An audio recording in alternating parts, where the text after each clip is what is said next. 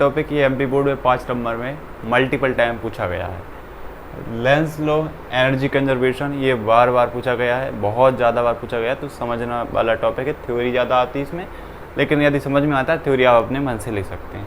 तो यहाँ पर हमने एक कॉइल ले ली और एक बार मैग्नेट ले ली। तो सबसे पहले वाले के लिए हम पढ़ते हैं, when a magnet with its north pole is moved towards the coil. According to Lenz law, north pole oppose on the top of coil. Repulsion take place between actual north pole of magnet and induced north pole of coil.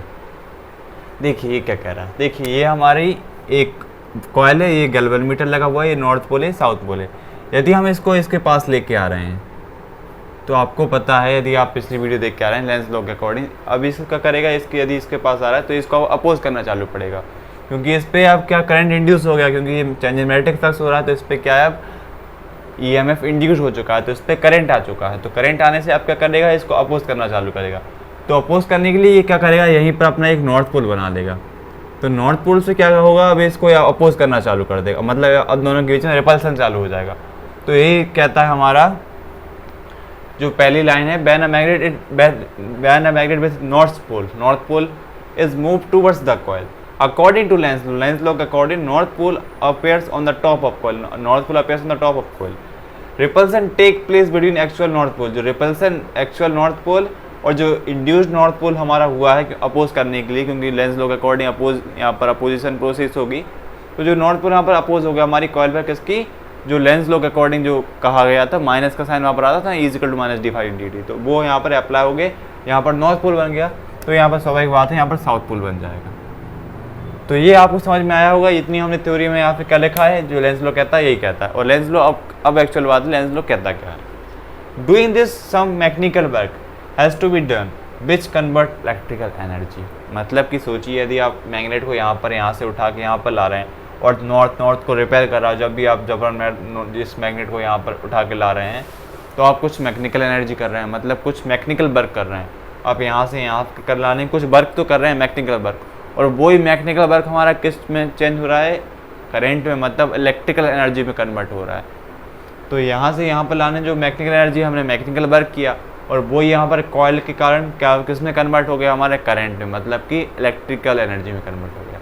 आपको ये तो पता होगा, charge can neither be created nor be destroyed, it can be transferred from one body to another body. हम कभी charge को create नहीं करते। आप देखते होंगे आपके घरों में जो इलेक्ट्रिसिटी आती है वो भी कैसी, एकदम मैजिक से नहीं आ जाती है। वो कैसे, यदि आपने डैम देखेंगे, डैम में वो पंखी लगी होती है, उस पर पानी गिरता है, जिसको घूमती है, वाइंड मिल आपने देखी होंगी, हवा से चलती है, तो वो करंट प्रोड्यूस होता है। तो कुछ हम मैकेनिकल एनर्जी से इलेक्ट्रिकल एनर्जी में कन्वर्ट करते हैं। ऐसे यहाँ पर हो रहा है, जो जैसे आपने डैम में देखा होगा, पानी उसके ऊपर गिरती है, वो घूमती है, फिर उसके बाद उसमें करंट बनना चालू होता है मोटर में। वहाँ पर कॉयल होती है कॉपर की, उसमें मैग्नेट लगी होती है, अगर वॉल में घूमना चालू होती है, उससे करंट बनना चालू होता है। ऐसे यहाँ पर हो रहा है, यहाँ पर हम इस कुछ मैकेनिकल वर्क कर रहे हैं इस मैग्नेट को, और इस कॉइल पर अब क्या हो रहा है, हमारा करंट इंड्यूस हो रहा है। तो करंट इंड्यूस हो रहा है तो कुछ मैकेनिकल वर्क हो रहा है, और मैकेनिकल वर्क से क्या वो इलेक्ट्रिकल एनर्जी में कन्वर्ट हो रहा है। तो यही कहता है लेंस लॉ एनर्जी कंजर्वेशन, मतलब कि charge can neither be created nor be destroy. Charge को हम यहाँ पर क्रिएट नहीं कर रहे हैं, बस मैकेनिकल वर्क को कन्वर्ट कर रहे हैं हमारे इलेक्ट्रिकल एनर्जी में। अब देखते हैं दूसरे के लिए, पहला था हमने एक नॉर्थ एक साउथ बना लिया। अब क्या करेंगे हम, when a magnet with it's North pole is moved away from the coil. South pole appears on the pole. Attraction take place between actual north pole of magnet and induced south pole of coil. यदि आप क्या करेंगे, अब ये जो bar magnet अभी हम इसके पास ला रहे थे, अब क्या करेंगे, अब इसको दूर ले जाना चालू करेंगे। अब क्या कर रहे हैं, हम फिर दूर लेके जा रहे हैं, फिर चेंज इन मैग्नेटिक फ्लक्स हो रहा है, इंड्यूस करंट फिर हो रहा है। लेकिन अब क्या करेगा, फिर यहाँ पर हमारा अकॉर्डिंग टू लेंस लॉ आएगा। लेंस लॉ क्या कहता है, अब भैया फिर अपोज करो। तो अपोज करने के लिए क्या करेगा, अब इसको ये पहले आ रही थी पास तो दूर कर रहा था, अब जा रही, तो अब यहाँ पर क्या हमारा साउथ पोल डेवलप हो जाएगा। तो साउथ पोल से क्या होगी, अब ये अट्रैक्शन के टेक प्लेस, जो यहाँ पर लिखा हुआ अट्रैक्शन टेक प्लेस होगी इन दोनों के बीच में, मतलब फिर हमारा लेंस लॉ आ गया, फिर इन दोनों में अट्रैक्शन हुआ, फिर से हमारा क्या हुआ, मैकेनिकल वर्क हो रहा है, यहाँ से यहाँ जा रहे हैं, लेकिन इसको अट्रैक्ट कर रहा है, तो फिर कुछ मैकेनिकल वर्क हो रहा है, फिर हमारी इलेक्ट्रिकल एनर्जी में कन्वर्ट हो रहा है, और यहाँ पर क्या बन जाएगा, हमारा नॉर्थ पोल बन जाएगा।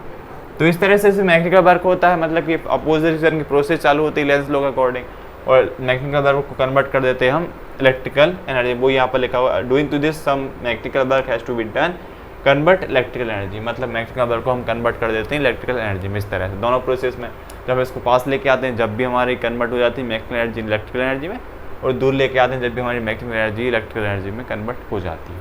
तो समझ में आया, ये थ्योरी लिख लेनी आपको इस तरह से, डायग्राम से यदि आप समझाना चाहें तो समझा दीजिए और अच्छा लगेगा। तो समझ में आएगा ये टॉपिक, ये बहुत इंपॉर्टेंट है, 5 नंबर में पूछा जाता है। तो thank you for watching this video, thank you.